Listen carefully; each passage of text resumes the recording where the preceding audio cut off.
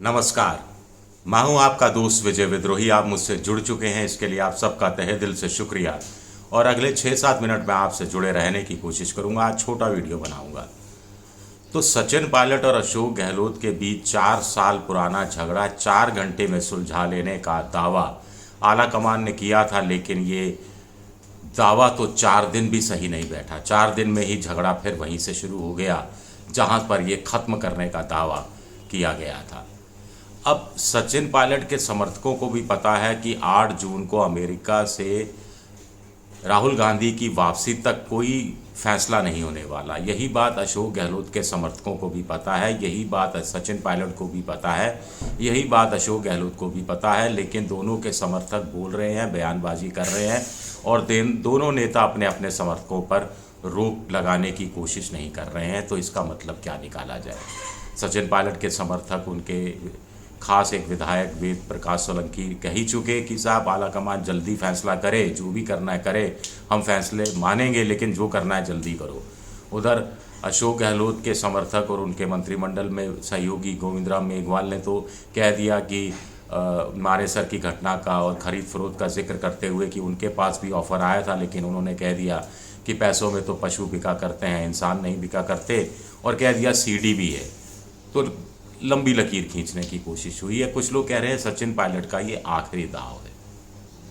सचिन पायलट का ये आखिरी दाव है और सचिन पायलट कांग्रेस छोड़कर कहीं जाने वाले नहीं हैं। ये आला कमान पर दबाव डाल रहे हैं। उनको पता है कि आला कमान पर दबाव तभी काम आ सकता है जब उनको ये डर दिखाया जाए कि वास्तव में 11 जून को सचिन पायलट नई पार्टी की घोषणा कर सकते हैं, क्योंकि उस दिन उनके पिता स्वर्गीय राजेश पायलट की पुण्यतिथि है और दौसा के पास में वो जो उनका समाधि स्थल है वहाँ पर वो शक्ति प्रदर्शन कर सकते हैं और उस दिन पार्टी का भी गठन का ऐलान हो सकता है। कुछ लोग कह रहे हैं कि सचिन पायलट इतनी बड़ी बेवकूफ़ी नहीं करेंगे, क्योंकि नई पार्टी का गठन का मतलब है कांग्रेस के प्राथमिक सदस्यता से इस्तीफा देना। इसका मतलब है अशोक गहलोत जो चाह रहे थे वो इतनी आसानी से अशोक गहलोत को मिल जाए। अशोक गहलोत को थाली सजा कर देने का काम सचिन पायलट क्यों करेंगे? उनका तो इरादा यही है कि छाती पर मूंग दली जाए। तो कुल मिलाकर क्या मकसद यही है कि दबाव, दबाव और दबाव। और सचिन पायलट ने क्या अंतिम रूप से बार्गेनिंग के लिए 3 मांगों पर अड़े रहने का फैसला किया है।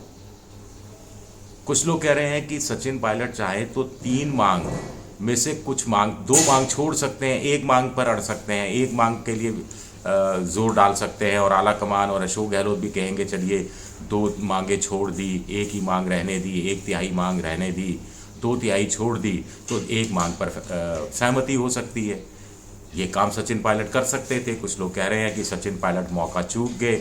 जब आला कमान के साथ 4 घंटे की बैठक थी जिसमें बहुत पसीना बहाया गया, जैसा पसीना मुझे आ रहा है, तब सचिन पायलट वहाँ पर भी 3 मांग पर नहीं अड़े रहते और एक भ्रष्टाचार की मांग पर अड़े रहते, बाकी 2 मांग दाएं बाएं हो जाती, तो राहुल गांधी पर भी दबाव पड़ता समझौते का और कहीं ना कहीं इनडायरेक्ट रूप से अशोक गहलोत पर भी दबाव पड़ता और कोई ना कोई एक सूरत निकल जाती जिसमें सचिन पायलट की सम्मानजनक वापसी का रास्ता तैयार हो जाता, चाहे वो प्रदेश अध्यक्ष के रूप में होता, चाहे चुनाव संचालन समिति एक नई बनाई जाती उसके चेयरमैन के रूप में होता। लेकिन सचिन पायलट वहाँ चूक गए। कुछ लोग कह रहे हैं वहाँ चूके नहीं, वहाँ जानबूझकर उन्होंने अपने तरकश के तीर अपने तरकश में रखे, क्योंकि उन्हें मालूम है कि 8 जून को जब अमेरिका से लौट कर आएंगे राहुल गांधी, तो यही 3 तीर उनके काम आएंगे। 8 जून को आएंगे, 3 दिन बचे होंगे 11 जून में, और 3 तीर होंगे सचिन पायलट के पास। 1, भ्रष्टाचार के मामलों की जांच हो वसुंधरा राजे के, 2, बेरोजगार परीक्षार्थियों को मुआवजा दिया जाए, और तीसरा आरपीएससी का पुनर्गठन, जिसके लिए उन्होंने टोन डाउन की है अपनी मांग। अब वो कह रहे हैं कि आरपीएससी में जो पद खाली पड़े हैं उनको भरा जाना चाहिए। आरपीएससी में जिस ढंग से अफसरों का भर्ती होती है उस तरीके को बदला जाना चाहिए। तो कुछ थोड़ा सा उन्होंने चेंज किया है, लेकिन ये 3 चीज़ें बार्गेनिंग पर जब आप टेबल पर जाते हैं तो अपनी तरफ से कुछ मांगे होती हैं, और अगर आप खाली आ जाएंगे तो आप खाली हाथ लौट के आएंगे। आप अपनी तरफ से दबाव के लिए कुछ चीज़ें लेकर जाएंगे तो आपके हिस्से में कुछ आएगा, जबकि खास तौर से तब जबकि अशोक गहलोत जैसा सियासी आप एक चतुर खिलाड़ी आपके सामने हो, अक्रॉस टेबल बैठा हो। कुछ लोग कह रहे हैं कि अशोक गहलोत ने यूं ही गोविंद राम मेघवाल के ज़रिए ये बयान नहीं चलवा दिया कि सीडी है, ऑडियो की सीडी है समझौते को लेकर, खरीद फरोख्त को लेकर, तो इस बहाने वो एक तरह से सचिन पायलट गुट पर और सचिन पायलट पर दबाव डालने की अपनी तरफ से कोशिश कर रहे हैं कि जो राहुल गांधी कह रहे हैं मान जाइए, मिलकर चुनाव लड़ते हैं, कांग्रेस सत्ता में आई तो फिर कुछ ना कुछ मिल ही जाएगा, कुछ ना कुछ सत्ता में पूरी मलाई अशोक गहलोत नहीं खा पाएंगे, कुछ मलाई बांट दी जाएगी, जैसा कि आंध्र प्रदेश में हुआ था, अब माफ़ कीजिएगा कर्नाटक में हुआ था। मल्लिकार्जुन खड़गे और राहुल गांधी को पता नहीं क्यों लगता है कि हिमाचल में इस तरह का वो समझौता कराने में सफल हो गए, कर्नाटक में सफल हो गए तो राजस्थान में भी सफल हो जाएंगे। उनको ऐसा लगता है कि राजस्थान में भी इस रूप में सफलता हासिल की जा सकती है। तो दो मोर्चे पर सचिन पायलट है। कुछ लोगों के अनुसार वो आखिरी बाजी हार चुके हैं, अब उनके हाथ कुछ लगने वाला नहीं है। अब 11 जून को उनको नई पार्टी का गठन करना ही पड़ेगा, या फिर कुछ के अनुसार आम आदमी पार्टी के साथ जाने में ज़्यादा भलाई है, आम आदमी पार्टी के साथ वो जा सकते हैं। 11 जून को वो नई पार्टी का गठन नहीं करेंगे और एक अपनी शक्ति प्रदर्शन करेंगे। वैसे भी कहाँ शास्त्रों में लिखा है कि 11 जून के अलावा कोई और तारीख आने ही नहीं वाली, और 11 जून को अगर आपने पार्टी का गठन नहीं किया तो आगे फिर क्या चुनाव आयोग आप पर रोक लगा देगा कि अब आप नई पार्टी का गठन कोई नहीं कर सकता? ऐसा तो हो नहीं सकता।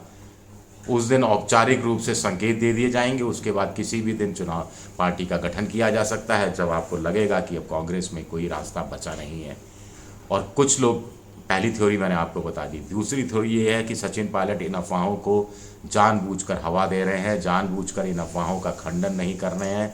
वो चाह रहे हैं कि आला कमान पर दबाव बना रहे, क्योंकि वो जानते हैं कि राहुल गांधी हों, चाहे मल्लिकार्जुन खड़गे हों, चाहे केसी वेणुगोपाल हो, चाहे प्रियंका गांधी हो, चाहे सोनिया गांधी हो, कोई नहीं चाहता कि सचिन पायलट कांग्रेस छोड़कर जाएं, किसी नई पार्टी का गठन करें, या फिर आम आदमी पार्टी जो कि कांग्रेस की सियासी बहुत बड़ी दुश्मन है उसमें शामिल हो जाएं, वहाँ चले जाएं।